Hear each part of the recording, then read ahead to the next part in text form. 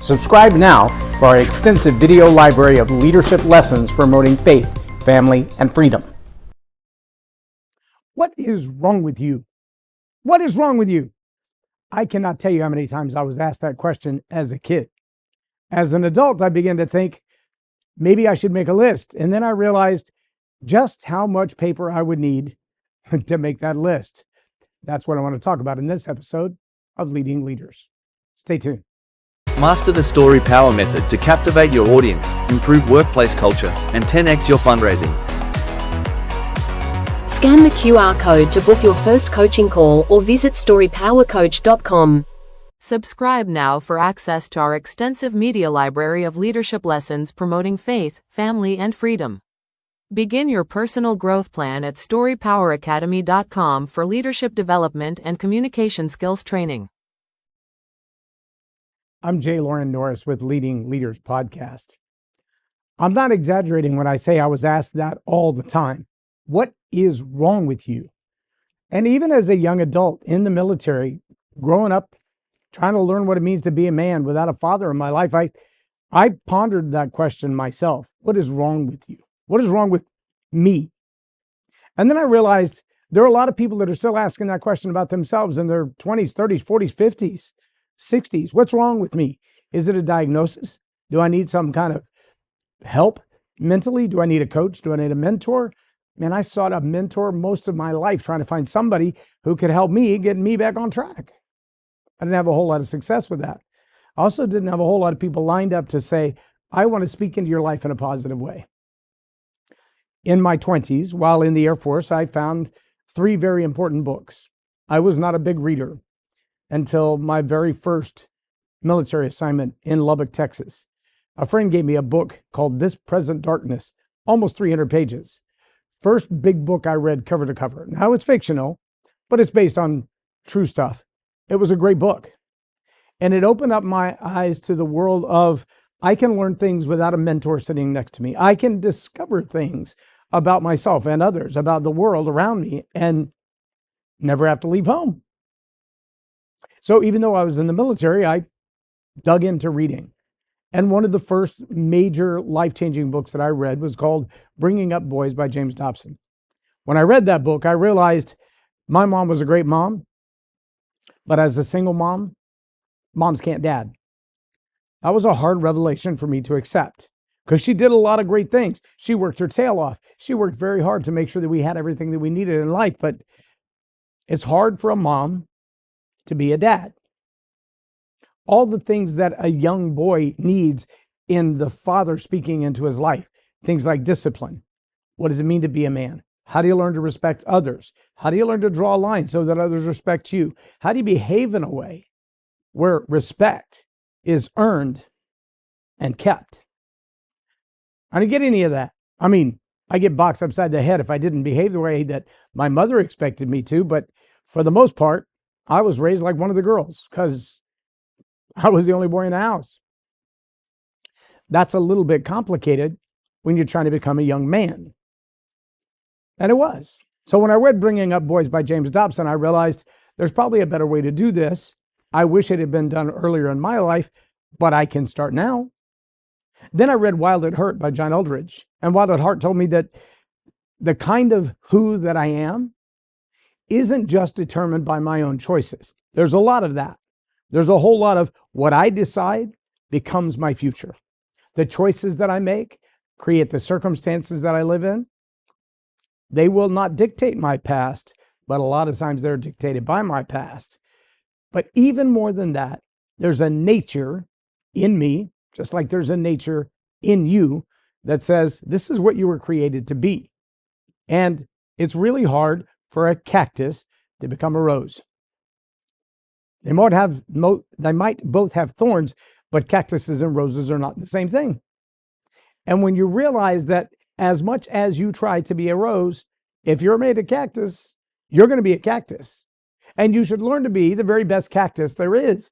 But you can't be a rose if you were made to be a cactus. That kind of transformation just doesn't happen. And then I read Becoming a Person of Influence by John Maxwell. I read all 3 of these books in less than a year's time.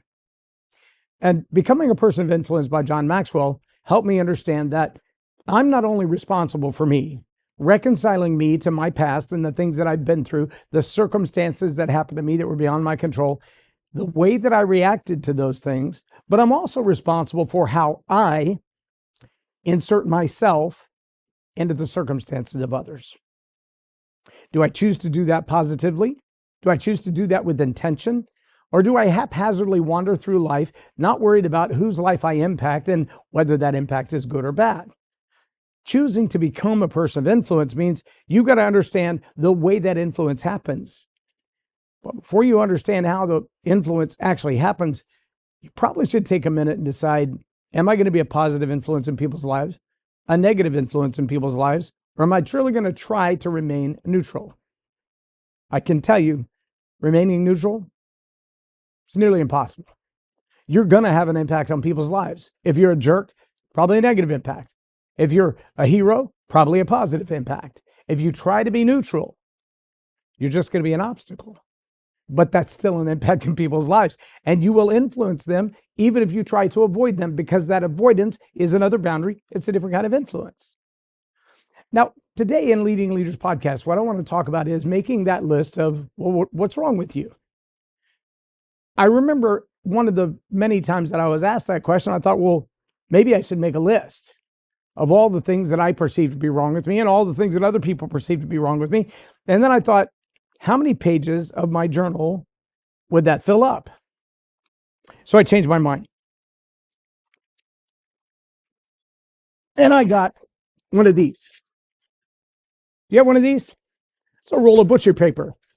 You know the beauty of this? There's no bottom to the page. The whole thing is a page. It can be as long as you want it to be, as long as you need it to be. And I know that sounds crazy, but let me tell you something. The last thing you want when it comes to making a list of the things in your life that you should, ought to, maybe ought to consider changing.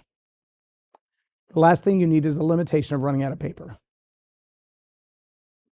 I want you to let that settle in for a minute, because often we run into these places where if I could just, I'll just fill up one page and then I'll stop. And I'll fill up, okay, so there's more than one page.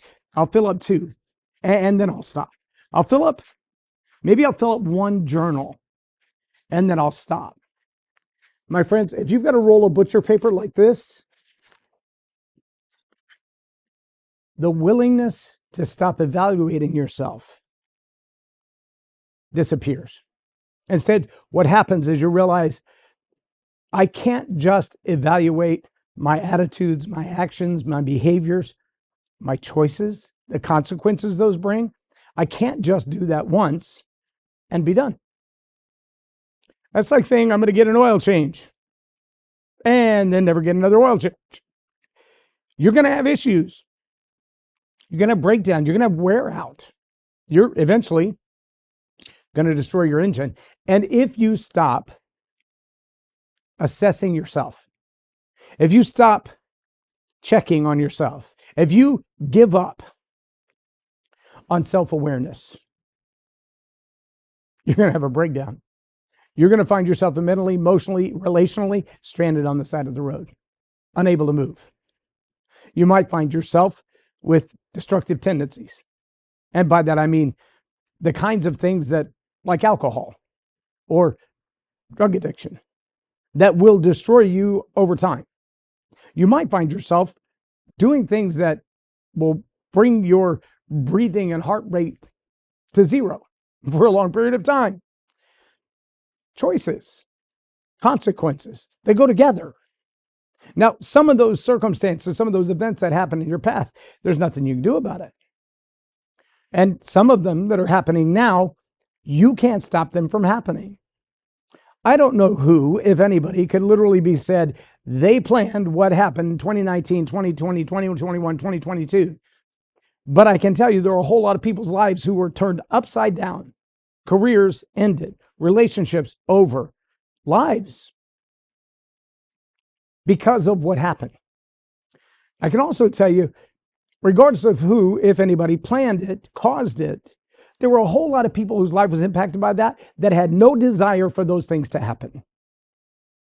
They did not seek out the changes, the circumstances or the consequences related to that. But if you believe the old formula, E plus R equals O, the event plus how you respond to it equals the outcome, everyone had a chance to choose how they would react. Some sought medical help, some refused it. Some sought a medical intervention, some refused it. Some sought holistic ideologies, some refused it. The outcome was theirs to own, good, bad, or otherwise.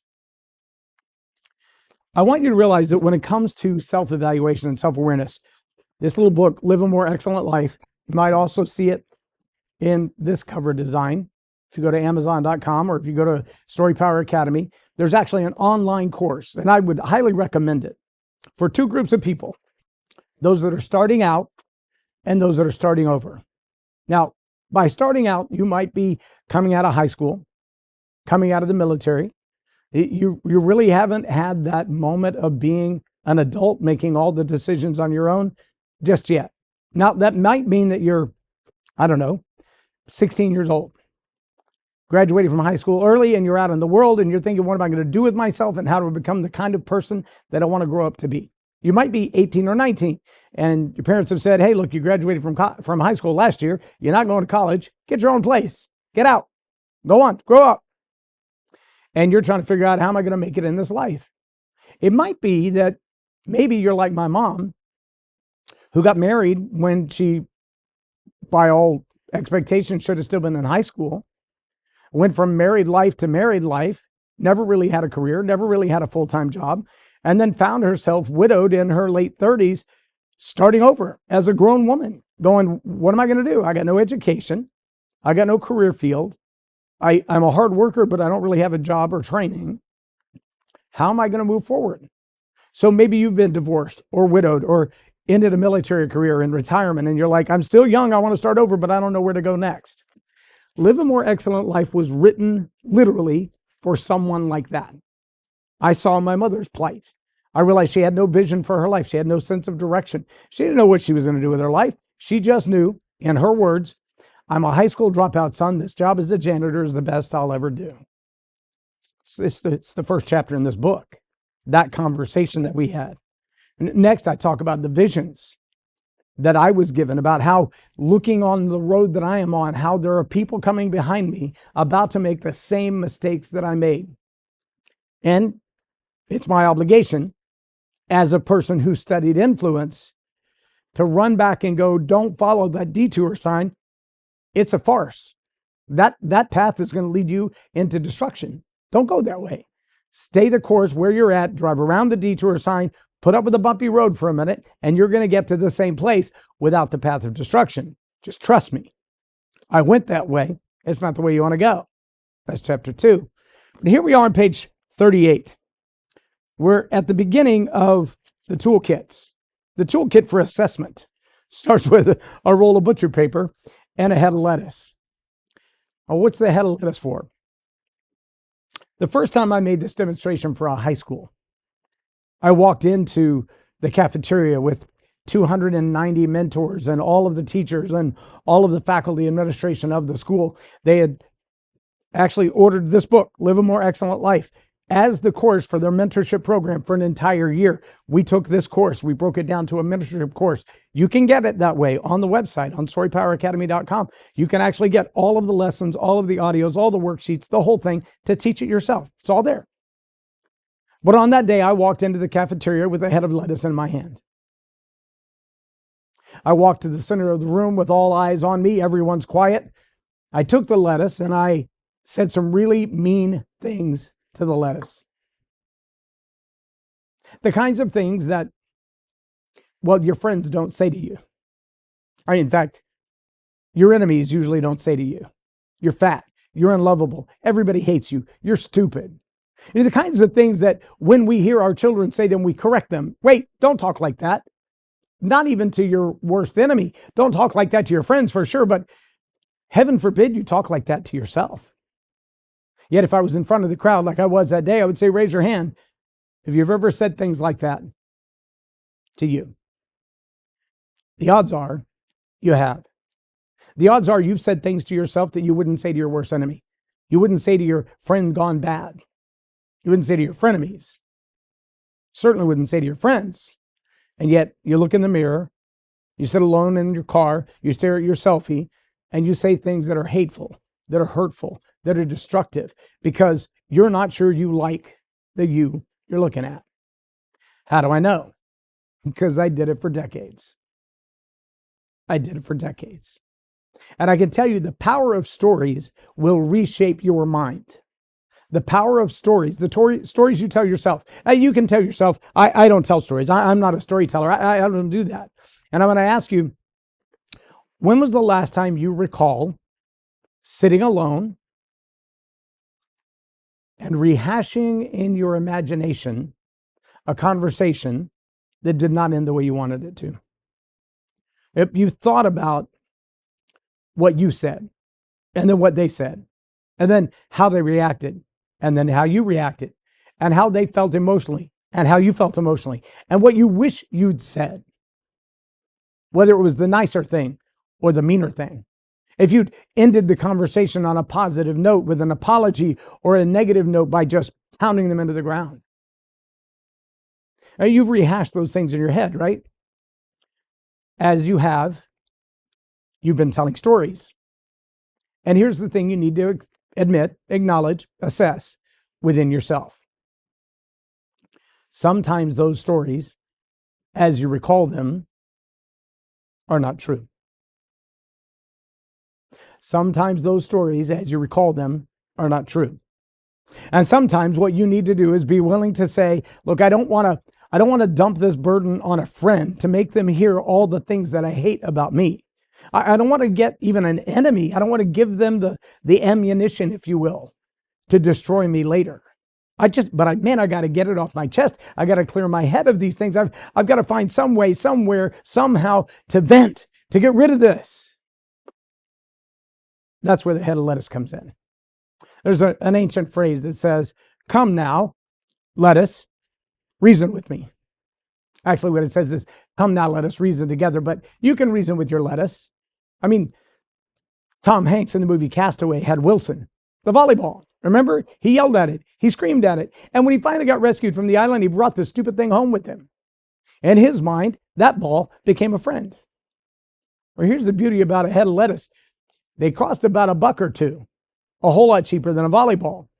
And if you finally decide you need to take your rage out, you can do what I did. I slammed that lettuce on the floor in front of all those people. Then I kicked it across the room. And everybody in the room just gasped like, oh my gosh, he's so violent. And then I turned to him and I said, now would you rather that conversation happen between me and my salad? I mean, that head of lettuce that I can now put in a bowl and cover in dressing. Or just me and me, alone in a place where I might decide to get revenge on myself, or me and a friend, or me and an enemy, or me and worse, social media, where that conversation gets escalated into something that it never should have been. See, I can take out those feelings, those emotions, that frustration, that anger, that acknowledgement of the me that I don't like. I can take all that out on a head of lettuce for a couple of bucks. And if I have to do that a couple of times a month, I'm going to be okay financially. And if I have to do that and throw that smashed up head of lettuce in a bowl with some tomatoes and croutons and call it a salad, nobody's any the wiser. Start doing that with your friends, your relationships get bad really fast. You keep doing that with yourself. I have a client, in fact, who's a doctor. And as a doctor, she says interesting things like this. She says, the root cause of inflammation is stress and anxiety. And the eventual result of inflammation is autoimmune disorder. And if you look at the number of kids today who are struggling with diabetes, depression, obesity, childhood rheumatoid arthritis, and anxiety disorders, you can track a lot of it back to their inability to cope with the issues in their life. Circumstances beyond their control that they don't know how to regulate their own emotions toward. And so their reaction is off the charts in any direction.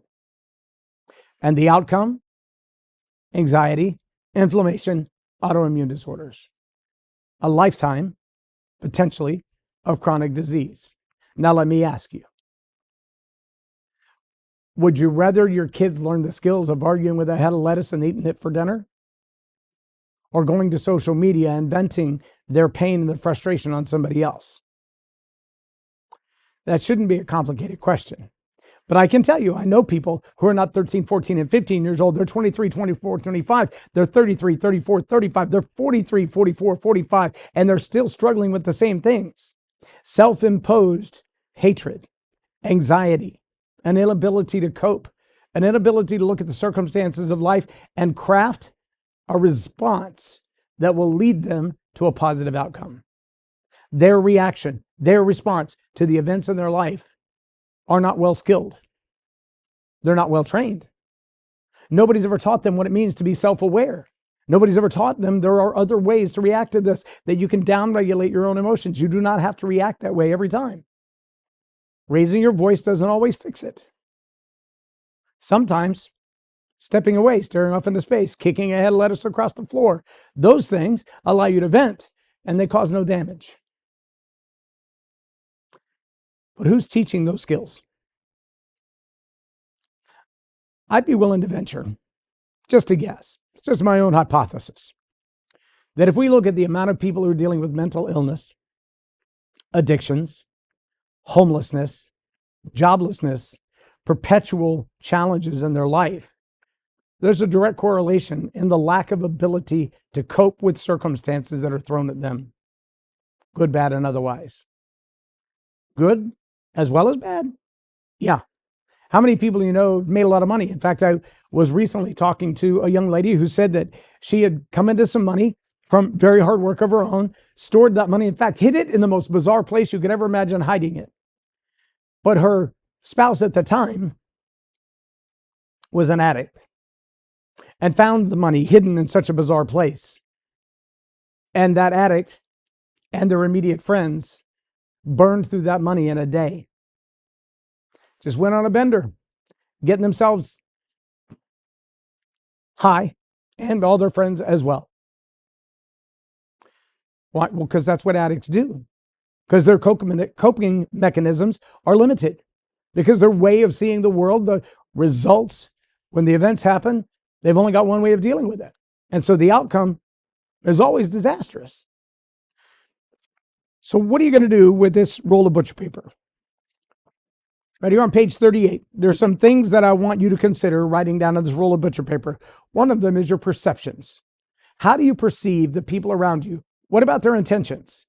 Is your life a mess because it's somebody else's fault? Or is your life a mess because the way you perceive someone else is a mess? What about your personality traits? Are there any things in your life that you look at and go, that's not the way I want to be? It is the way I am today, but it's not the way I want to be. I don't want to respond in anger. I would rather respond calmly. I don't want to react to everything that's said and done. I want to think through it and decide, are there better ways to do this? See, with this big roll of butcher paper, instead of a single little sticky note, you can make a list of all these behaviors, all these personality traits, all these perceptions, and then go back and maybe highlight them or circle the ones in red or green or black that you say, this has got to go. This is not a personality trait I have now, but man, I sure want it to be. And these are okay. I need more of this, or I just need to be consistent in this, because maybe I have good days and I react well, and I have bad days and I don't react so well. See, with a roll of butcher paper, you can make a full column of all of these things, your attitudes, actions, behaviors, habits. That's what the butcher paper is for. What about the unproductive habits? Are the things that you do that you know when you're done doing that didn't do me any good? It took up my time, took up my resources, maybe burned some bridges, damaged some relationships, but I just keep doing it. Maybe it's lying. Maybe it's gambling. Maybe it's another addiction. Maybe it's bad relationships. But see, when you allow these things to perpetuate in your life, and you're not asking yourself, did that work? Did that bring a better outcome? Or did it make it worse? If you're not asking those questions, you'll never change that behavior. And that's what I'm challenging you to do. Make note of these things. And then ask yourself, is it good? Is it bad? Does it go? Does it stay? What do I do with this? What about the counterproductive habits? You know, the ones that you have that when you do those things, everything goes wrong, and yet you keep doing it? What about the productive habits? Look, if you'll take the time, I'm going to give you 4 really simple instructions. You ready? Really simple. If you got the book, this is page 45. You can get the book off Amazon for less than $15. It's page 45. It says, it's time to be real and make a list of habits. Okay? From the ones that you collected on the sticky notes. Now, these are the sticky notes, according to the book, that when you have a habit and you realize, oh, I keep doing that, write it down on a sticky note. Eventually, accumulate them all, put them on the butcher paper. Make a list from these sticky noted habits. Identify the ones that's productive, unproductive, and counterproductive, and decide what you're going to do with them. And as you make this list, you're going to find these are either helping my life or they're destroying my life. And then I want you to take some time and sit down with your friend Lettuce and reason together.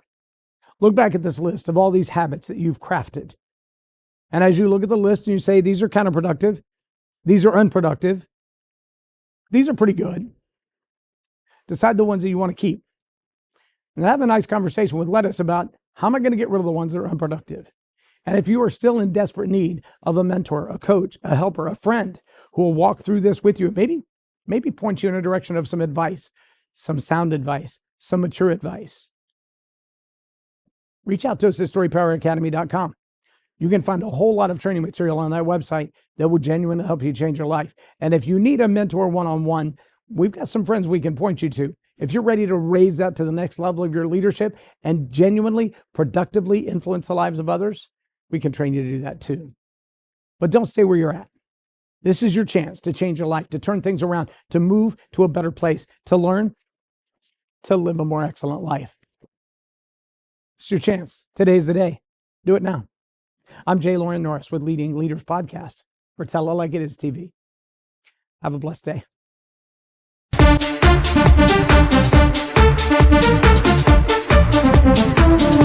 Think storytelling's just for bedtime? Nah, it's the secret sauce for business magic. Stuck in a rut with bland pitches and yawning clients? Enter Boost Your Business with StoryPower. 6 weeks of epic storytelling training. It's like leveling up in a video game but for your career. Master the art of narrative and watch connections blossom like a viral TikTok.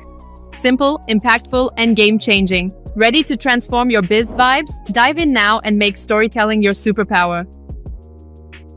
This 6 weeks guided program is specifically designed for those people who say, I know I need to tell stories. I need to tell better stories because the ones I have are boring or they're not getting across. Or as John Maxwell says, everyone communicates and, well, few connect. Now, as a participant in this course, what I would really love to know from you, put it in the discussion on the course if you're already registered online. Send me a chat, send me a DM, send me a text, send me an email. I'd really love to know what you hope to get out of this course. Now, I can tell you what we're going to discuss, and I can tell you what I plan to teach and train you on, and I can tell you even what we plan to discuss each week on the calls for the next 6 weeks. I'm going to go over all of that for you in just a moment. I can also tell you that my clients who get the greatest success are the ones who apply the StoryPower process to their business development to increase their impact, their influence, and their income. Now, the StoryPower process includes story mining, story selection, story qualification, story crafting, connecting with your audience, and leading the narrative. And if you leave any one of those parts out, you're going to find that, well, you're just not as effective as you want to be. You're not going to grow your business to the same level. You're not going to lead with impact and influence like you hope to. I can also tell you that the people who apply these things, well, they're not failing in their business. The reason a lot of people fail in their business is they continue to fail to connect the solution they offer with the problem that their clients have. The pain and the solution never come together. And a lot of that failure is because they're not clearly articulating how their solution solves someone else's problem. It comes down to a question something like this: who do you help and how? Yes, that's one of the first things we're going to discuss over the next 6 weeks of Boost Your Business with StoryPower. Master the StoryPower Method to captivate your audience, improve workplace culture, and 10x your fundraising. Scan the QR code to book your first coaching call or visit StoryPowerCoach.com. Subscribe now for our extensive video library of leadership lessons promoting